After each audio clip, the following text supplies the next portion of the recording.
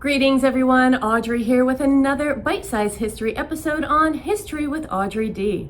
In today's episode, we will be looking at the geography of ancient Egypt and how its geography and the Nile River made it such a successful civilization. If you like bite-sized history on History with Audrey D so far, please make sure you're hitting that like and subscribe button. Also, you can find me on Instagram, TikTok, and Patreon as History with Audrey D if you would like to support this channel on other platforms. Let's go ahead and get into our lesson on ancient Egypt and its geography and why that geography made it such a successful civilization.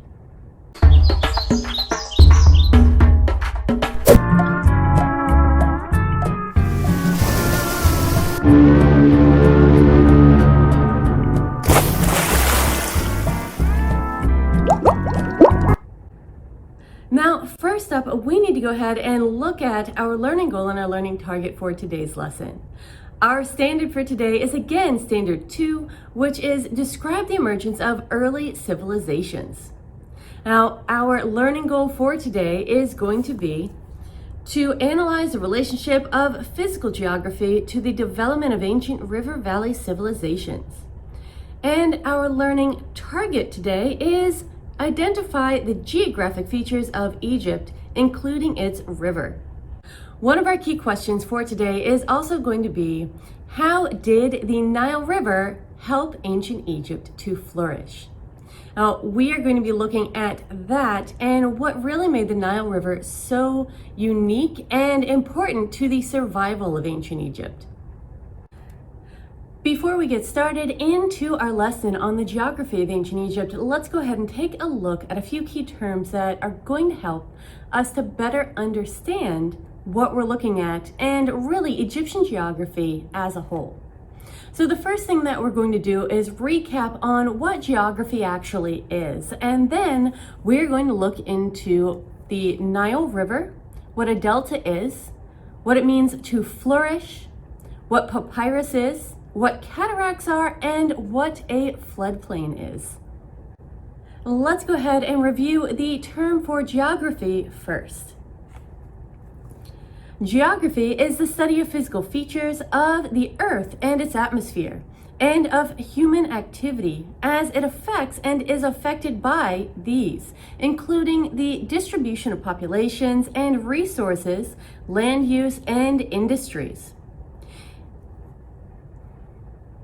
If you would like to know more about geography, please make sure to check out my geography lessons, both the lessons on maps and geography, as well as the geography and development of early civilizations. I'm going to go ahead and put links to those at the end of this video. Moving on, let's go ahead and take a look at the Nile River and the key terms attached to it. Now, the Nile River was the life support system of ancient Egypt. It is the longest river in Africa and the second longest river in the world. The Nile River emerges south of the equator and flows north through northeastern Africa and drains into the Mediterranean Sea. Where the Nile meets the Mediterranean Sea is called the delta. Now, a delta is a fan-shaped area of silt near the river mouth or where a river flows into the sea. The delta is also a fertile marshland that provides silt for the soil during the flood season. The silt from the Nile River is what caused ancient Egypt to flourish and was known as Kemet. To flourish means for a person, animal, or other living organism to grow or develop in a healthy or rigorous way, especially as a result of a favorable or good environment, such as we have along the Nile River. Papyrus is a reed plant that grew wild along the Nile and would become important to the development of ancient Egypt as well. Now, the Nile is also home to cataracts, and I don't mean the kind in your eyes. Cataracts are waterfalls or rapids in a river. The floodplain, or a floodplain, is an area of low-lying ground adjacent to a river formed mainly of river sediments and subject to flooding. Well, there you have it. That's our key terms for now. Let's go ahead and get into the geography of the Nile River and the deserts surrounding ancient Egypt and why these features helped ancient Egypt to be so successful. People began settling around the fertile land of the Nile River around 5000 BCE. The Nile River Valley is a contrasting oasis compared to the surrounding deserts. The deserts are actually part of what isolated and protected ancient Egypt from invaders. These, partnered with the cataracts to the south and the Marsh River Delta, created multiple deterrents for potential invaders. The Nile River also gave life to Egyptian society. The rich silt or kemet that the annual floods left on riverbanks was used to support the growth of crops and, in turn, an ever-growing population. Now, this flooding varied from year to year, and at times, because of a lower amount of floodwater, it did cause food shortages as well. Similar to the empires of ancient Mesopotamia that we discussed in earlier episodes, Egypt and the kingdom of Kush developed along a river valley. Now, the northern region of the Nile River Valley was named Kemet after the dark or black soil deposited on the riverbanks. Kemet also means black land due to the blackness of this rich silt. This land later became known as Egypt, and the Nile River Delta is fertile marshland that leads to the river valley. Ancient Egyptians used the predictable flooding and depositing of silt on the riverbanks of the Nile for agricultural purposes. Farmers developed tools and farming technologies such as irrigation canals. Egyptians also gathered the papyrus plants and used them to weave objects such as baskets as well as to make paper. The Nile River also divides the Sahara into the eastern and western deserts.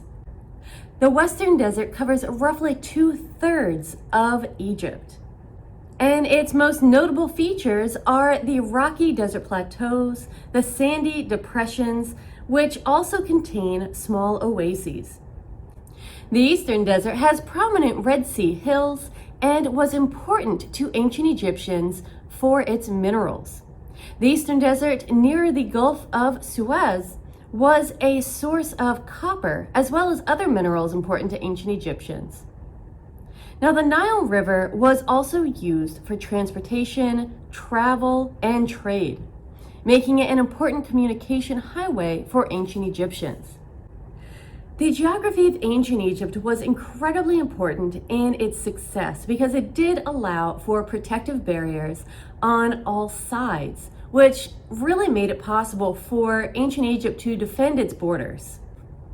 And this is where we're going to end our episode today, because based off of our geography, we're going to be getting into the other key terms in the next episode, and then also the inventions that ancient Egyptians came up with in order to harness the energy and the power of the lands around them.